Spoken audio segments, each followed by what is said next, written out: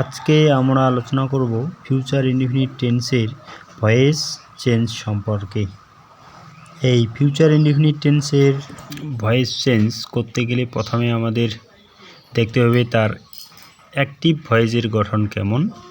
তো অ্যাক্টিভ ভয়েসে থাকবে সাবজেক্ট, তারপরে শ্যাল উইল, তারপরে ভার্বের ফার্স্ট ফর্ম মানে V1 ফর্ম, তারপরে অবজেক্ট থাকবে। তো প্রথম নিয়মটা হবে, প্রথমে অ্যাক্টিভ ভয়েসের যে অবজেক্টটি তাকে প্যাসিভ ভয়েসে সাবজেক্ট করতে হবে। তারপরে বি ভার্ব হিসাবে একটা শ্যাল অথবা উইল বসাতে হবে। শ্যাল সাধারণত আমরা উই এবং আই এর পরে ব্যবহার করি, বাকি ক্ষেত্রে উইল ব্যবহার করতে পারি। এবার একটি বি বসাতে হবে। তারপরে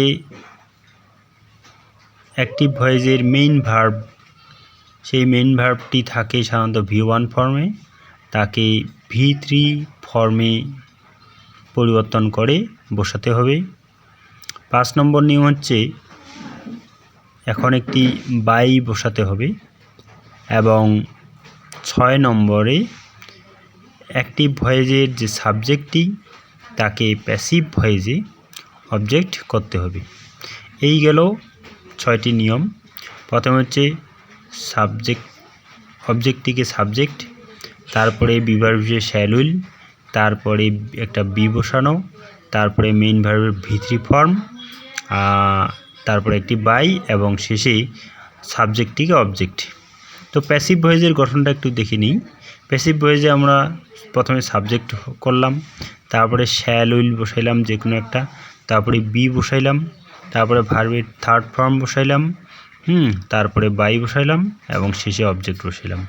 তো যদি দেখি যে একটা উদাহরণ, যেখানে আমি লিখছি যে রবি উইল প্লে ফুটবল।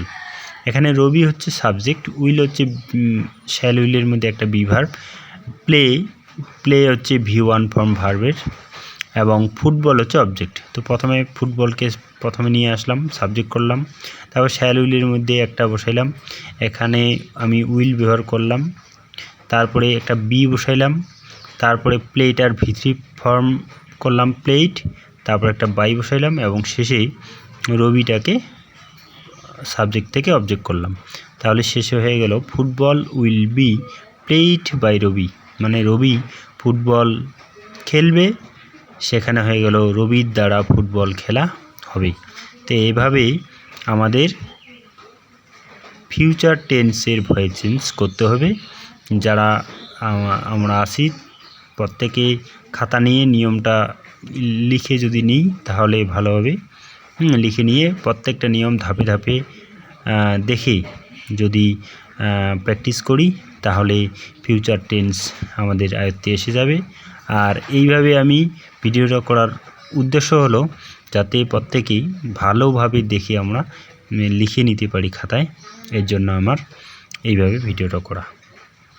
তো আমার চ্যানেলে সবাই লক্ষ্য রাখবেন এবং বেল আইকনটি বাজিয়ে রাখবেন যাতে সব ভিডিও তাড়াতাড়ি সবার আগে তোমার কাছে যেতে পারে। নমস্কার।